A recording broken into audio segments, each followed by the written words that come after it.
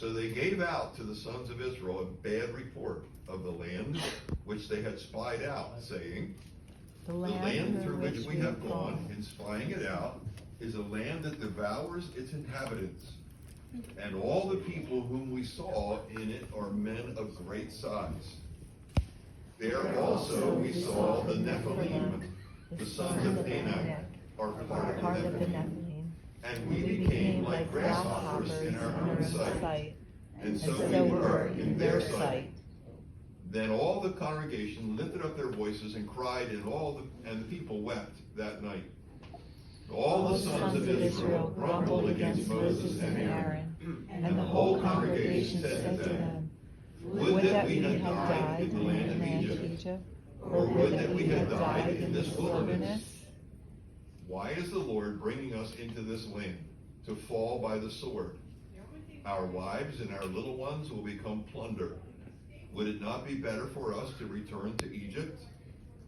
So they said to one another, let us appoint a leader and return to Egypt. So this section, as we deal with the story of the nation of Israel, there's a place called the Kadesh Barnea. It's a very southern border. Some say outside the land of Israel, some say just inside the land of Israel to the south. And this whole section deals with the issue of grumbling. And the Lord says the people of Israel grumble. Yes. Another synonym for that is complaining. And so we're going to talk a little bit about that and how to overcome, how to avoid grumbling, because that's not something that should characterize us. All right? So Thomas More, who lived at about the time that the King James Bible was put into English, so 400 years ago, said, we are born crying, live complaining, and die disappointed.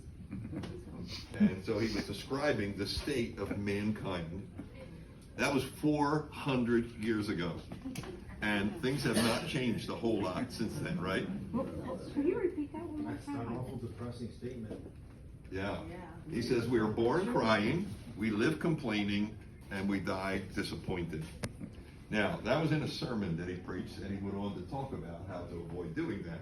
So he wasn't advocating this, he was just describing the state of affairs. And when we look at the news, when we talk to people around us in our world today, so often that seems to be the circumstances, doesn't it? So, we want to learn how to handle that. Now, here's where we are. We have come to Kadesh Barnea. It's up here in the upper right-hand side of the map, somewhere in this area. Last week, we were here as we were talking about the story of Moses and him being criticized by Aaron and Miriam. We had come 3 days from Mount Sinai, and now the nation of Israel has traveled here. So after about a year at Mount Sinai, we have now reached the southern border of the land of Israel. Deuteronomy chapter 1 says it's an 11-day journey from Mount Sinai to Kadesh Barnea. And Deuteronomy is pointing out the fact, because this is written at the end of the wilderness wanderings, that what should have taken 11 days has taken them 40 years because of the very grumbling that we're going to study here. And so what Moses says in Deuteronomy after the fact is highlighting the distances involved here for their travel. All right? So we arrive at this place called Kadesh Barnea. It's in the southern border. It's on the border of the desert between the Sinai Peninsula and Israel. And Moses sends the 12 men, one from each of the tribes, up into the land of Israel to survey the land.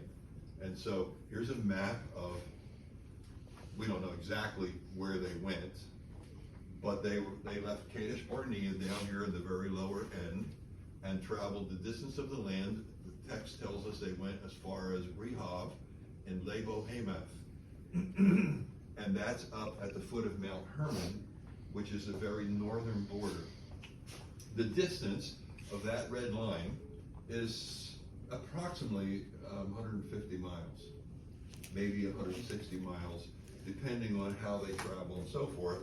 And you may remember from past studies and so forth that normally when you travel the land, you go up along the coast because it tends to be much more level along the coast, or you go up this way along the edge of the Dead Sea, the Jordan River, and so on, because in the middle of the land are mountains in most of the land of Israel. And so these men walked, we don't know if they went this route exactly, but it would have been something like this as they surveyed the land.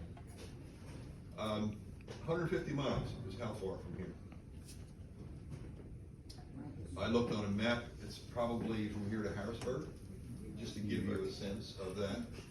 Or somewhere from here to Scranton, PA, or maybe a little further north, halfway between Scranton and Binghamton somewhere, about 150 miles. So these 12 men scouted this whole area up through the land and back. It says they spent 40 days walking through the land and surveying that land.